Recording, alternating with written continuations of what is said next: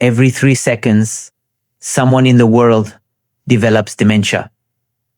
That's more than 10 million new cases every year, a silent epidemic spreading through aging minds. Dementia is a progressive brain disorder that gradually erodes memory, thinking, and identity itself. It quietly destroys nerve cells, shrinking the brain one connection at a time. In many cases, the diagnosis comes nearly a decade too late because the earliest stages are silent. By then, millions of neurons have already died, and once brain cells die, they never grow back. But there is still hope because up to half of all dementia cases could be prevented or delayed through the right lifestyle, vascular health, and early intervention. That's why today I'll show you the earliest signs of dementia, which may appear years before diagnosis, and the 5 most effective ways to protect your brain from developing dementia. Doctors commonly describe dementia in 7 stages, forming a continuum from normal aging to severe decline. The first stage is when a person still has normal function. You won't notice anything abnormal.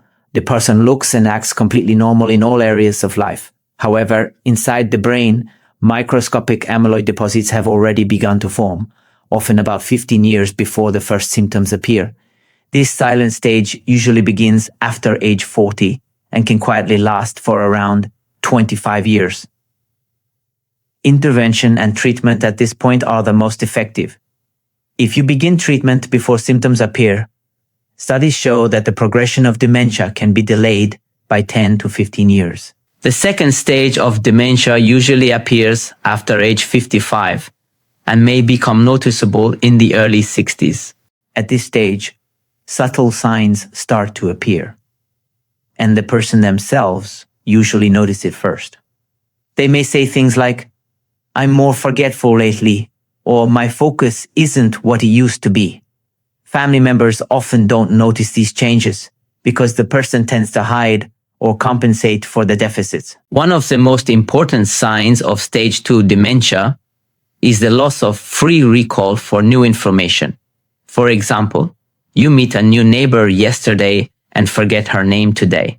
When someone reminds you her name is Mary, you instantly remember and even recall that her husband's name is John.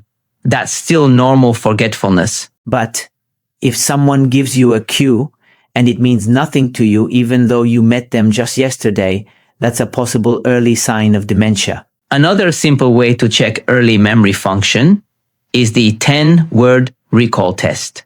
I'll read you 10 random but familiar words. Listen carefully without writing anything. Right after the list ends, try to repeat as many as you can. If you recall 6 or more words, your attention and short-term memory are good. Then, after finishing the video, try to recall the words again. If you remember at least 5 words, it means your long-term memory is functioning well. Here are the words: apple, river, chair, window, doctor, garden, book, coffee, mountain, dog. Please write in the comments how many words you remembered immediately and how many you recalled again at the end of the video.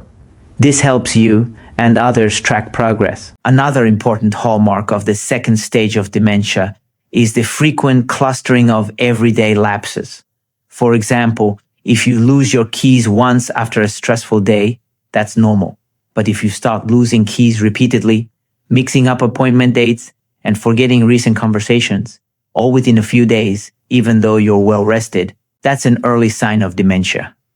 During stage 2, a person still maintains independence, but there may be unusual self-doubt, irritability, or frustration about their performance.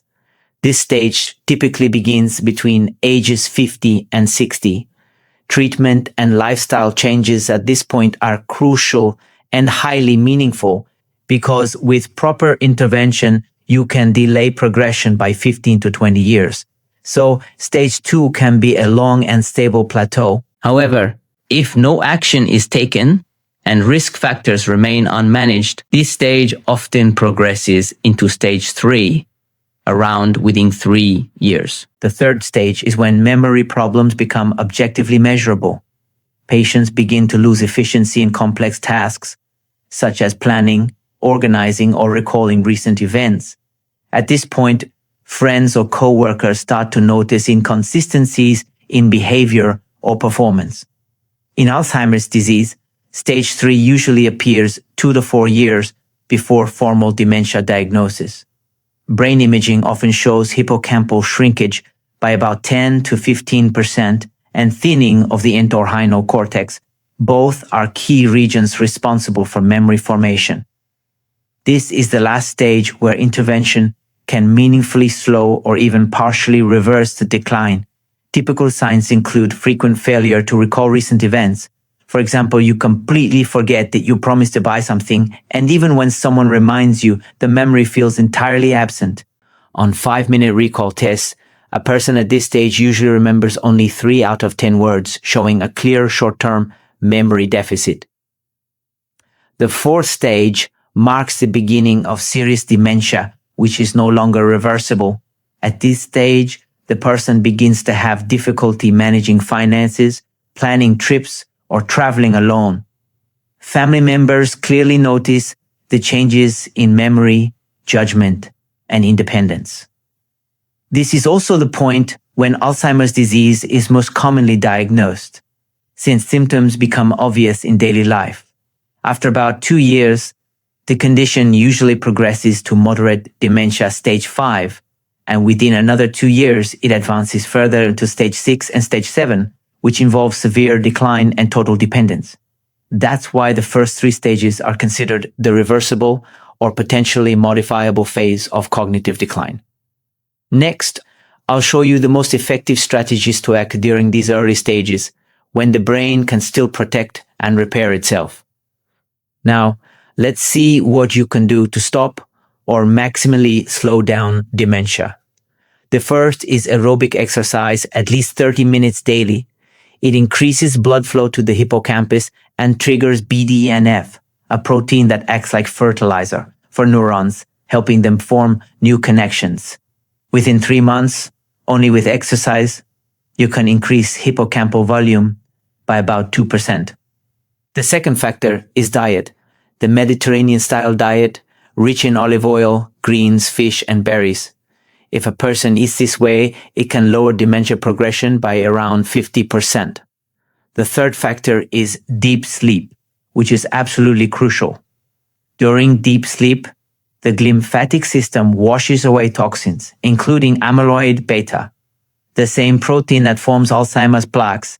Even 1 week of poor sleep can increase amyloid levels by about 30%. Also check vitamin B12. If it's low, supplement it. Vitamin D, correct if deficient. Thyroid function, normalize if underactive. Another crucial measure is to control your blood pressure, sugar, and cholesterol. Keep blood pressure below 130 millimeters of mercury, glucose below 95 milligrams, DL, and cholesterol stable. With these measures, about 70% of patients can stabilize or even improve during stage 2, so the prognosis is excellent.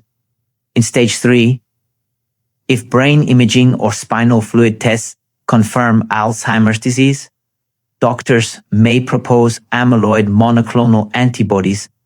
This is the new era of treatment. Lecanemab and Donanemab are approved for the early phase of Alzheimer's and can slow down cognitive decline by about 25%. To understand how effective these medicines are, stage 3 generally lasts about 3 years. With lifestyle changes but no medication, a person can keep independence for 6 to 7 years. With these medications, independence can last 2 years longer, or sometimes even more. From supplements, omega-3, up to 2 grams daily is effective to slow dementia progression. Magnesium glycinate, 400 milligrams at night, and melatonin 0.3 to 1 mg help restore deep sleep cycles without causing sedation. With these measures in stage 3, 40% remain stable for 5 years or longer, 30% improve, 30% progress slowly, but keep independence 2 to 3 years longer than average.